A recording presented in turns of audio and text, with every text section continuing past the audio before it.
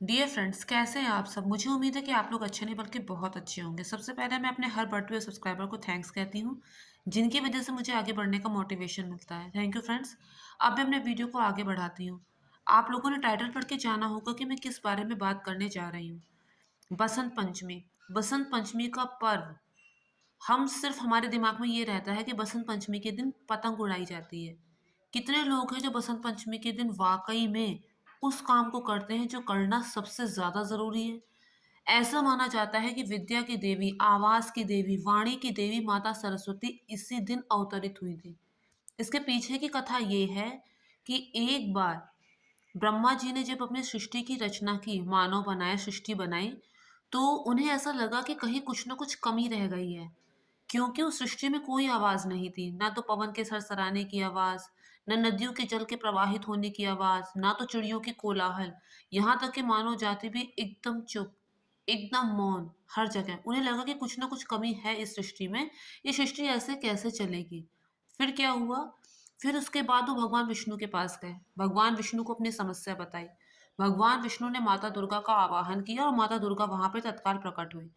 माता दुर्गा को जब उन्होंने अपनी समस्या को बताया तो माता दुर्गा के अंदर से एक श्वेत तेज निकला, और जल्दी ही वो श्वेत तेज एक सुंदर स्त्री में परिवर्तित हो गया। सब वो स्त्री श्वेत वस्त्रधारी थी, उसके चतुर्भुज थे, एक हाथ में वीणा, एक हाथ में पुस्तक, एक हाथ में माला और एक हाथ से वो वरदान की मुद्रा में थी।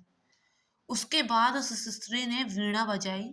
जब उसने वीणा बजाई तो पवन से सरसराहट की आवाज आने लगी, चिड़ियों के कोलाहल सुनाई देने लगे, नदियों में जो जल का प्रवाह था उसमें से भी आवाज आने लगी, और मानव जाति को उनकी वाणी वापस मिल गई।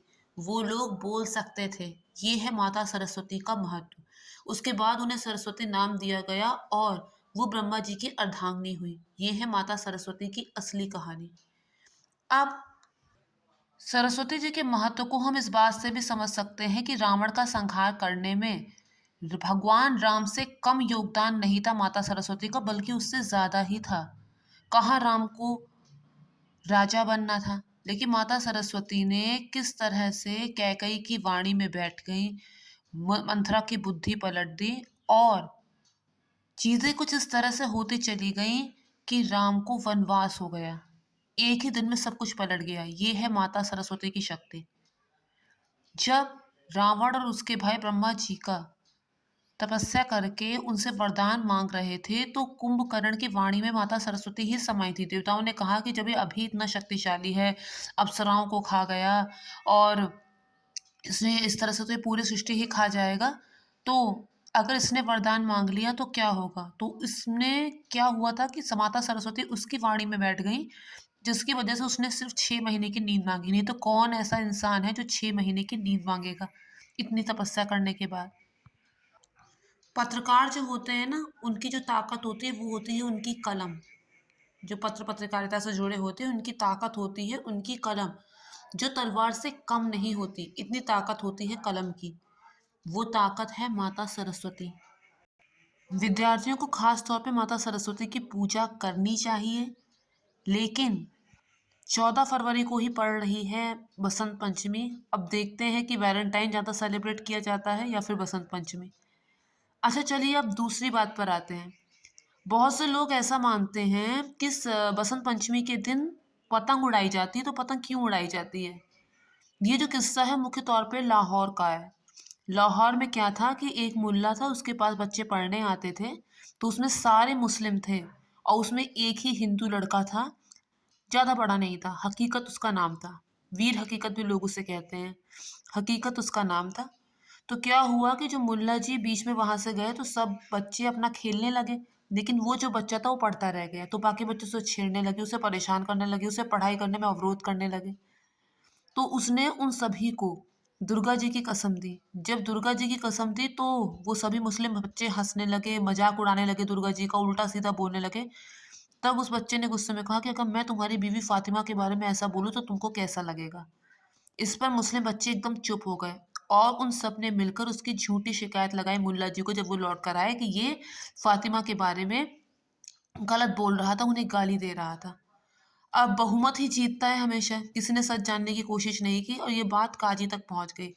काजी ने कहा कि या तो वो मुस्लिम बनना स्वीकार कर ले, नहीं तो उसका सर कलम कर दिया जाएगा। वो अपने धर्म से नहीं हटा। कहते हैं ना, धीरज धर्म मित्र अरुनारी, आपदकाल परखिए चारी, कि इनकी परीक्षा जो होती है वो संकट के काल में ही होती है। उसने मरना स्वीकार किया। कहा जाता है कि वो जो चांडाल अपनी तलवार से उसका सर कलम करने वाला था, उस बच्चे का भोला सा मुख देखकर उसके हाथ कांप के और तलवार उसके हाथ से गिर गई। उस बच्चे ने तलवार उठाकर उसको वापस दी और उससे कहा कि जब मैं इतना छोटा होकर अपने धर्म का पालन कर रहा हूं तो तुम क्यों डर रहे हो? तुम भी अपने धर्म का पालन करो। इस तरह उसने फिर उस तलवार को चला दिया और उस बच्चे का शीश धरती पर नहीं गिरा, बल्कि उड़ते उड़ते वो आकाश तक पहुंच गया। यही वजह है कि इस दिन पतंग भी उड़ाई जाती हैं और पतंग का असली जोड़ लाहौर में होता है। बाद में ये बात खुली होगी कि उस बच्चे की कोई गलती नहीं थी, लेकिन बाद में फायदा भी क्या होता है। पौराणिक कथा ये भी कहती है कि इसी दिन भगवान राम शबरी से मिले थे और उसके आश्रम में आए थे। उसकी घटना आज तक सब लोगों की जुबान पर है। ये सब जो छोटी छोटी घटनाएं हैं ना कोई संदेश जरूर देती हैं। जैसे कि भगवान राम छोटी जाति और बड़ी जाति में कोई भेद नहीं करते थे। कहा जाता है कि एक ऋषि थे, बड़े विद्वान थे। उनके यहाँ बच्चे पढ़ने आते थे। उन्हीं का अपना बच्चा बोल नहीं सकता था, गूंगा था। धीरे धीरे वो बड़ा हुआ, युवा हो गया। लेकिन इस बात का दुख उन्हें बहुत था, उसके पिता को बहुत दुख था कि कहाँ मैं विद्वान और ये तो एक श्लोक तक नहीं पढ़ सकता क्योंकि मेरा बच्चा गूंगा है।